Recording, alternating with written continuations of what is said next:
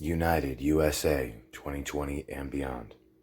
Defend itself. That includes, I'm assuming, but correct me if I'm wrong, that includes their retaliatory strikes against Hamas targets in Gaza, right? We're speaking of the principle of self-defense. I'm asking if you think that the principle of self-defense applies to the retaliatory, the airstrikes that they're conducting in response. Matt, this is a very fluid situation. I would hesitate to comment on operations beyond, the rocket fire that is clearly targeting innocent civilians. Self-defense, right? Self-defense often does authorize the use. You can hear Israeli drones and fighter jets. Israel is preparing their retaliation against the factions there. Here's what led up to the events happening right now. Explosions and smoke fill the Al-Aqsa Mosque.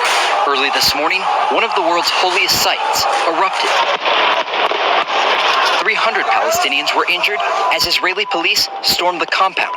They are attacking human beings. They are attacking the holy places. It's against all international human laws. These barbarian, aggressive attacks on our holy places. Sheikh Omar Kaswani said that recent unrest is directly linked to decisions by Israel to try and evict Palestinian families from their homes. Monday marked Jerusalem Day, a national holiday that commemorates Israel taking over East Jerusalem in 1967. The city was also the first target for factions inside Gaza, who this evening fired 6 rockets towards it. The barrage was the first of more than 100 rockets fired into Israel by Hamas and Islamic Jihad, who say they will support Palestinian resistance. Can you tell us about these reserves that are now being called up? What I can tell you is that the IDF over the last night has been striking military targets in Gaza.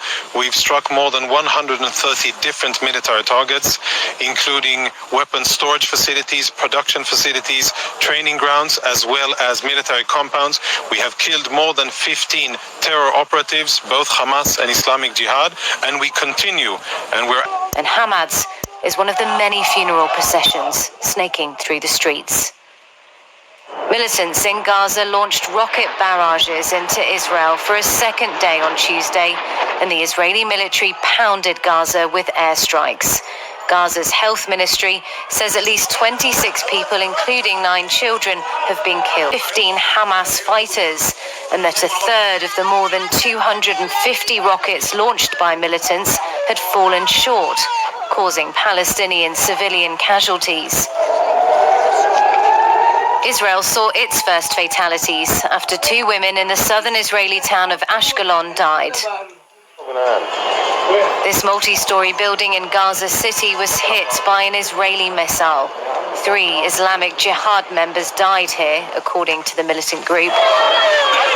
But women and children were also caught up in the violence. This is the most serious outbreak of fighting between the Israelis and Palestinians since 2019. It began with confrontations between Palestinians and Israeli police at Al-Aqsa Mosque in Jerusalem on Monday. But tensions have been on the rise for weeks.